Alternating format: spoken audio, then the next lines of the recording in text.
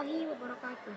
Perkenalkan, nama saya Muyassaro dari kelas 10 D IPS SMA Nazatul Tulab, Pelacen Campur Sampang. Di sini saya akan membahas soal SBMPTN Mapel Ekonomi.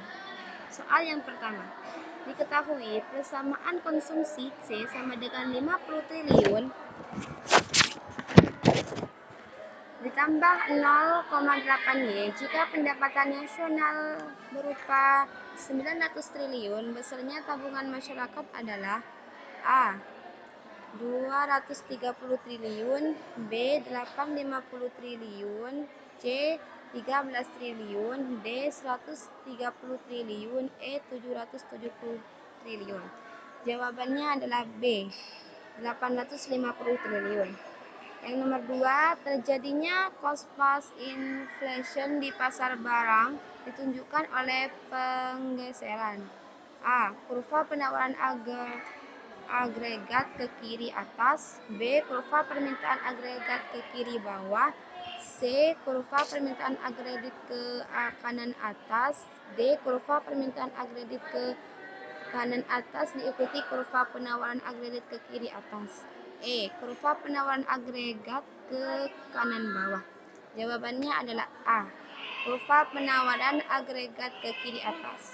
Soal yang nomor 3. Investasi dapat dikelompokkan dalam investasi real dan investasi finansial.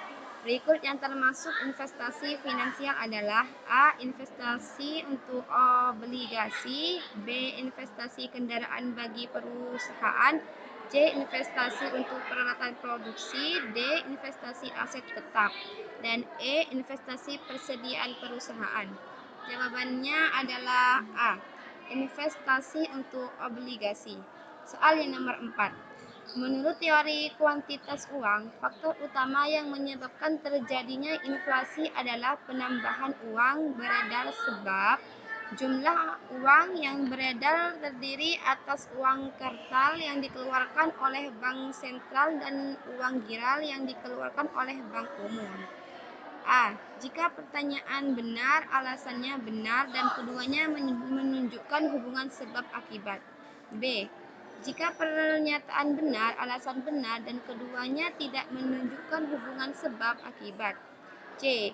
Jika pernyataan benar dan alasan salah. D. Jika pernyataan salah dan alasan benar. E. Jika pernyataan dan alasan keduanya salah. Jawabannya adalah B. Jika pernyataan benar, alasan benar, dan keduanya tidak menunjukkan hubungan sebab akibat. Soal yang nomor 5. Selama kurun waktu 10 tahun terakhir, kondisi inflasi Indonesia belum stabil. 2. Kehidupan tidak lepas dari inflasi yang terlihat dari naiknya harga barang-barang kebutuhan pokok dan tahun ke tahun. 3. Definisi konsep nilai waktu uang adalah jumlah yang sama hari ini lebih bermakna daripada esok. Yang keempat, artinya inflasi dapat mengurangi daya beli uang yang kita miliki sekarang karena menumbuhkan harga terus-menerus. 5. Akibatnya pendapat menurun sehingga dapat masyarakat semakin susah memenuhi kebutuhan sehari-harinya. Nomor 6. Oleh karena itu, investasi diperlukan untuk melindungi nilai aset atau sehingga dapat digunakan sebagai persiapan kebutuhan di masa depan. Diadaptasi dari Yuk Belajar Saham untuk Pemula, Investor Saham Pemula. Judul yang paling tepat untuk melengkapi tulisan di atas adalah A. Daya beli uang, B. Konsep nilai waktu uang, C. Inflasi menggerogoti nilai uang, D. Kehidupan perekonomian Indonesia, E. Inflasi meningkatkan daya beli uang. Jawabannya adalah E. Inflasi menggerogoti nilai uang. Nah, soal nomor 6. Kata yang paling tepat untuk melengkapi titik-titik pada kalimat 2 adalah A. Berekonomi, B. Keekonomian, C. Perekonomian, D. Pengekonomian, E. Mengekonomikan. Jawabannya adalah C. Perekonomian. Soal yang nomor 7. Kata yang paling tepat untuk melengkapi titik-titik pada kalimat 3 adalah A. Kas, B. Private, C. Utang, D. Modal, E. piutang. Jawabannya adalah A. Kas. Soal yang nomor 8, kata yang paling tepat untuk melengkapi titik-titik pada kalimat 5 adalah A. Real, B. Real, C. Mikro, D. Makro, S. Hari-hari. Jawabannya adalah A. Real. Soal yang nomor 9, kata yang paling tepat untuk melengkapi titik-titik pada kalimat 6 adalah A.